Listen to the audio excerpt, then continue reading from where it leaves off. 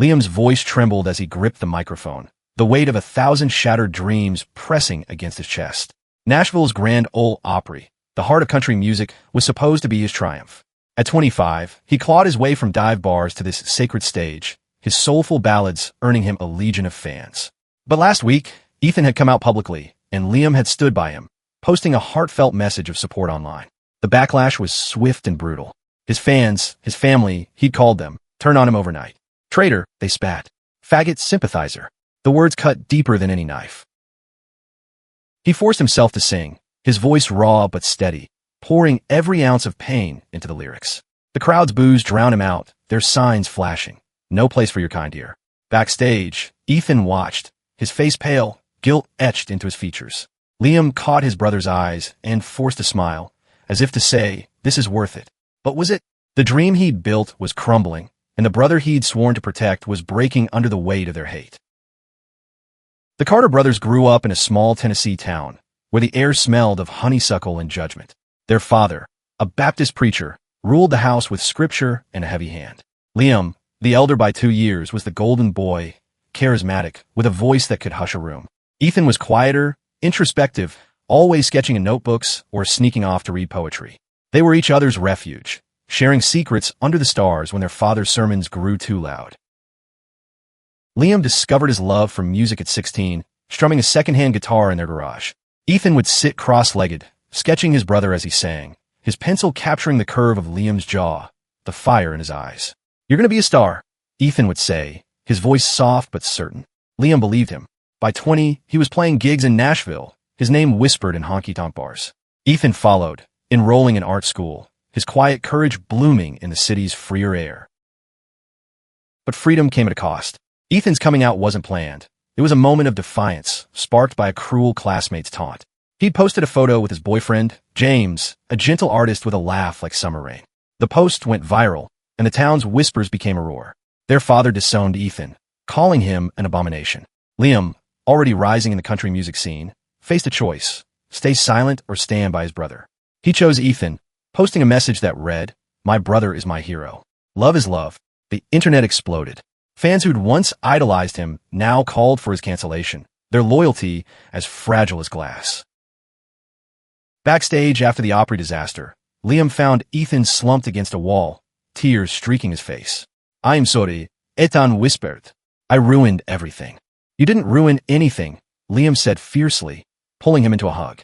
They did, but the fallout was relentless. Liam's label dropped him, citing brand misalignment. Radio stations banned his songs. Social media became a battlefield, with hashtags like Boycott Liam Carter trending for weeks. The brothers moved to a small apartment in East Nashville, scraping by on Ethan's part-time barista job and Liam's dwindling savings. Every night, Liam strummed his guitar, writing songs no one would hear, while Ethan painted, his canvases filled with vibrant colors that belied his pain. One evening, as rain battered their window, Ethan showed Liam a painting, a silhouette of two figures under a starry sky, one holding a guitar, the other a sketchbook. "This is us," Ethan said. "We're still here." Liam's throat tightened. He'd lost everything, but he hadn't lost Ethan. That was enough to keep fighting. The city pulsed with possibility, but for Liam, it felt like a cage. He took odd jobs, bartending, delivering groceries, while sending demos to every label in town. Rejection letters piled up, each one a reminder of his fall. Ethan, meanwhile, found solace in James, whose quiet strength anchored him. The two would sit on their fire escape, James's hand resting on Ethan's, their laughter a small rebellion against the world's cruelty. One night, Liam overheard them talking. "He gave up everything for me," Ethan said, his voice breaking. "I don't know how to make it right." "You don't have to," James replied. "Just be there when he rises again." Liam turned away, his chest aching. He didn't want Ethan to carry that guilt. He started busking on Broadway, his guitar case open for spare change. Passers-by would stop, drawn by his voice, but some recognized him from the headlines. "Ain't you that guy?" They'd sneer, tossing coins with contempt. Liam kept singing, his songs now laced with defiance, telling stories of love and loss that cut deeper than his old hits. One evening, a young woman lingered after his set. She introduced herself as Mia, a music blogger with a small but loyal following. "Your voice," she said, eyes bright, "it's real. People need to hear it again." She offered to write about him, to share his story. Liam hesitated, Another betrayal could break him, but Ethan urged him to try. "You're not done," Ethan said. "You never were." Mia's article went live a week later, titled "The Voice They Couldn't Silence." It was raw, unflinching, detailing Liam's rise, his fall, and his unyielding love for his brother. The post spread, shared by strangers who saw themselves in Liam's fight. Messages poured in, fans who'd stayed silent, allies who'd been too afraid to speak. A small venue offered him a gig, then another. Liam felt a spark reignite, a whisper of the dream he'd thought was dead. But the hate didn't vanish. At his first show, protesters gathered outside, their signs as vicious as ever. Ethan stood at the back, James's arm around him, both of them tense. Liam took the stage, his heart pounding. "This is for my brother," he said into the mic, his voice steady. The crowd cheered, small but fierce. For the first time in months, Liam felt alive. The spotlight felt like a lifeline, fragile but real. Liam's fingers strummed the opening chords of a new song, one he'd written in the dark nights of doubt. The crowd, barely 50 people in a cramped Nashville dive bar, leaned in, their faces a mix of curiosity and hope. He sang of broken dreams and unbroken bonds, his voice weaving a story of loss and defiance. The lyrics poured out, raw and unfiltered. "They tore us down, but we'll rise again, with love as our armor. We'll fight through the pain." Ethan stood at the back, his eyes glistening, James's hand squeezing his. The applause was modest but warm, a stark contrast to the Opry's jeers. Liam felt something shift, a crack in the wall of despair that had surrounded him. After the show, Mia approached, her phone buzzing with notifications. "Your performance is going viral," she said, showing him clips shared across social media. People were talking, not just about his music, but about his courage. "You're not just a singer anymore," Mia said. "You're a voice." Liam wanted to believe her, but the scars ran deep. Every step forward came with a reminder of the hate. Online, trolls still spewed venom, and some venues canceled his bookings after pressure from vocal detractors. But the tide was turning. A small label, run by a woman named Clara who'd faced her own battles in the industry, offered him a chance to record an EP. "I don't care about the drama," Clara said. "I care about your heart." The recording sessions were grueling, each note a fight to reclaim his place. Ethan was there every day, sketching in the corner, his presence a quiet strength. One afternoon, he showed Liam a drawing, a phoenix rising from ashes, its wings spread wide. "This is you," Ethan said. Liam nodded, his throat too tight to speak. The EP, titled Unbroken, dropped 6 months later.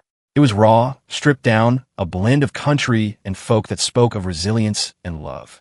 The title track, inspired by Ethan and James, climbed indie charts, its lyrics resonating with anyone who'd ever felt cast out. "We'll stand tall, we'll stand true, no hate can break what love can do." Fans, new ones, loyal ones, shared it, their posts drowning out the hate. Liam's name began to rise again, whispered not in scorn but in awe. Yet the past lingered. At a festival gig, a group of hecklers threw bottles, shouting slurs about Ethan. Security dragged them out, but the incident shook Liam. That night, he and Ethan sat on their apartment's fire escape, the city humming below. "I'm scared," Liam admitted. "What if this never stops?" Ethan took his hand. "It won't stop, but neither will we." Liam's next break came unexpectedly. A viral video of his festival performance, capturing both the hecklers and his refusal to back down, caught the eye of a late-night talk show producer. They invited him to perform, a national stage he hadn't touched since the Opry. The catch: he'd have to talk about Ethan, about the betrayal, about everything. He almost said no. The thought of baring his soul to millions was terrifying. But Ethan pushed him. "Tell our story," he said. "Not just for us, for everyone who's afraid to be seen." The night of the show, Liam stood backstage, his palms sweating. Ethan and James watched from the green room, their faces tense but proud. When Liam stepped into the spotlight, the audience's cheers felt like a bomb. He sang Unbroken, his voice steady, each note a declaration of survival. The interview that followed was raw. Liam spoke of Ethan's courage, of their father's rejection, of the fans who turned their backs. "I lost everything," he said, "but I'd do it again. Because love is worth it." The broadcast sparked a firestorm. Support poured in, letters, emails, fans sharing their own stories of rejection and resilience. But so did the hate, uglier than ever. Liam's social media was flooded with threats, some so while he stopped reading. Ethan, too, faced harassment, his art school inbox filled with anonymous venom. James stayed by his side, his quiet strength a shield, but the weight was crushing. Clara, the label head, suggested a bold move, a tour. Not in big arenas, but in small venues, community centers, places where people craved authenticity. Liam hesitated. Each show was a risk, a chance for more hate. But Mia's words echoed. "You're a voice." He agreed, naming the tour Stand Tall, a nod to Ethan's unwavering belief. The tour began in Austin, a city known for its open heart. The crowd was small but electric, singing along to Unbroken. Ethan and James were there, holding hands in the front row. For the first time, Liam saw hope in their faces, not just pain. Each stop, Asheville, Portland, Minneapolis, drew bigger crowds, people drawn to his honesty. They weren't just fans. They were a community, bound by shared struggles and dreams. But the road wasn't smooth. In Atlanta, a protester slipped past security, rushing the stage with a sign that read "No Gays in Country." Liam froze, his guitar silent. Then Ethan stood, his voice cutting through the chaos. "You don't get to silence us." The crowd roared, drowning out the protester. Liam finished the set, his heart pounding, Ethan's words fueling him. The tour became a movement. Liam's shows were more than concerts. They were safe spaces where people of all identities could sing, cry, and heal. Social media buzzed with Stand Tall, fans posting photos of themselves holding signs. "Love wins, we stand with Liam." Ethan's art became part of the tour, his paintings displayed at venues, each one a testament to resilience. But the hate didn't stop. In Chicago, a group of protesters picketed outside, their chants audible through the walls. Liam dedicated his set to them, his voice sharp. Hate can scream, but love sings louder. The crowd erupted, their cheers a wall against the noise outside. Ethan, watching from the wings, sketched the moment, a sea of faces united in defiance. Backstage, Liam found Ethan staring at his sketch. "I'm proud of you," Ethan said, his voice soft. "But I'm scared for you." Liam hugged him. "I'm scared too, but we're doing this together." The tour's success drew attention. A major label offered Liam a deal, but with strings, toned down the gay stuff, focus on universal themes. Liam laughed, the sound bitter. "My brother's not a theme. He's my family." He walked away, choosing Clara's small label instead. It was a risk, but freedom was worth more than fame. Ethan and James were planning their future, too. James proposed on a quiet night in Denver during a tour stop. Under a sky blazing with stars, he knelt, offering Ethan a simple silver ring. "You're my home," James said. Ethan's yes was tearful, joyous. Liam, witnessing it from the hotel balcony, felt his heart swell. He wrote a new song that night, "Forever Home," its chords echoing their love. The tour's final stop was Nashville, a full circle. The venue was small, but the crowd was electric, 100 strong, a mix of old fans and new. Liam took the stage, his guitar slung low, Ethan and James in the front row. "This is for everyone who's ever been told they don't belong," he said. The set was flawless, each song a piece of his soul. When he sang Unbroken, the crowd sang back, their voices a chorus of hope. After the show, a man approached Liam backstage. He was older, grizzled, a former fan who'd once turned his back. "I was wrong," he said, his voice thick. "Your music, it made me see." Liam shook his hand, his anger softening. Redemption wasn't easy, but it was possible. The brothers returned to their apartment. The tour's success, a quiet victory. Liam's EP climbed charts, but more importantly, it changed lives. Fans wrote of coming out to their families, inspired by his courage. Ethan's art gained a following, his paintings selling at local galleries. James, ever steady, started a nonprofit to support queer youth, with Ethan's art as its centerpiece. But the past wasn't done with them. Their father, now a fading figure in their lives, sent a letter. It was cold, quoting scripture, demanding repentance. Ethan tore it up, but the words lingered. Liam saw the pain in his brother's eyes and vowed to keep fighting, not just for himself, but for Ethan, for James, for everyone who'd been cast out.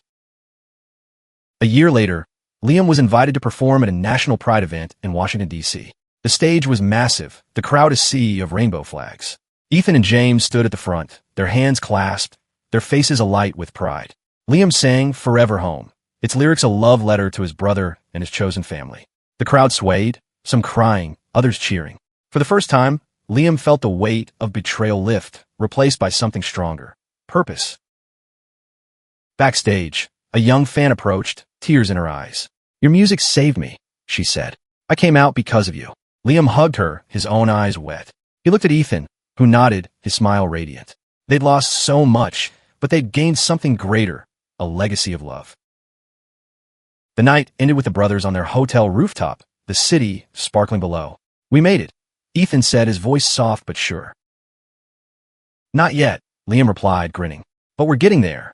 The Pride event changed everything. Liam's performance was streamed worldwide, his voice reaching corners of the globe he'd never imagined. Forever Home became an anthem, played at rallies, weddings, and quiet moments of courage. Ethan's art, projected behind Liam during the set, went viral, his phoenix painting symbolizing hope for thousands. But success didn't erase the scars. Liam still woke to nightmares of the Opry, the crowd's hate echoing in his mind. Ethan, too, carried wounds, his father's rejection, the troll's venom. James was their anchor, his steady presence a reminder that love could endure. Together, they rebuilt piece by piece. Liam's next project was ambitious, an album, Defiant, that told their story. Clara's label gave him creative control, a rare gift.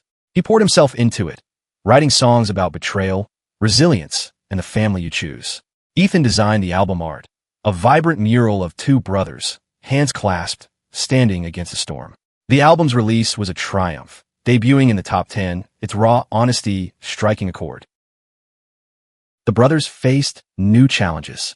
Liam's rising fame drew scrutiny, with tabloids digging into their past.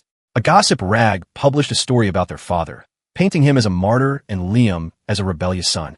Ethan took it hardest, retreating into his art. Liam confronted him one night, finding him surrounded by half-finished canvases. "He doesn't define us," Liam said, his voice firm. Ethan nodded, but the pain lingered. The album's success led to a second tour, bigger this time, spanning coasts. Liam invited Ethan and James to join him, not just as supporters, but as collaborators. Ethan's art became a backdrop for each show, and James spoke at intermissions, sharing stories of his nonprofit's work. The tour was a celebration of survival, each city a testament to their resilience. In San Francisco, a fan proposed to her girlfriend during Liam's set, holding up a sign, "Your music gave us courage." Liam dedicated the next song to them, his voice cracking with emotion. Ethan, watching from the wings, sketched the moment, his pencil capturing their joy. Later, he gave the couple the drawing, their tears a mirror of his own. But the hate persisted. In Dallas, a venue canceled a show after threats from a local group. Liam refused to back down, performing an acoustic set in a nearby park instead. Hundreds showed up, their voices drowning out the protesters. Ethan stood beside him, holding a sign, "Love is louder." The moment went viral, a symbol of defiance. The tour ended in New York, a sold-out show at a historic theater. Liam stood backstage, his heart racing. Ethan and James were in the front row, their faces glowing with pride. The crowd was diverse, young, old, queer, straight, all united by Liam's music. He opened with Unbroken, the song that started all, and closed with Forever Home. The applause shook the walls, a sound Liam would carry forever. After the show, a surprise waited. Clara had organized a meet and greet with fans who'd written to Liam over the years. One by one, they shared their stories. A teen who'd come out to their parents, a veteran who'd found solace in Liam's lyrics, a couple who'd married because of Forever Home. Liam listened, his heart full, Ethan and James at his side.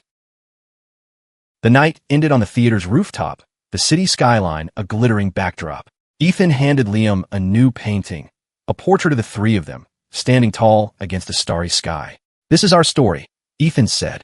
Liam pulled him into a hug, James joining them, their laughter mingling with the city's hum.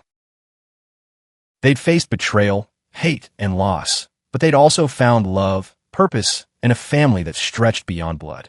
Liam knew the fight wasn't over. The world still had its shadows, but they were ready. Together, they'd stand tall. Years passed, but the fire in Liam's soul never dimmed. Defiant won a Grammy, a moment that felt surreal as he stood on stage, Ethan and James cheering from the audience. He dedicated the award to everyone who's ever been told they're not enough. The world watched, and for once, the hate was drowned out by love. Life settled into a new rhythm. Liam and the brothers moved to a house in the Tennessee hills, a place of quiet beauty where Ethan painted and James expanded his nonprofit. Liam wrote music, not for fame, but for healing.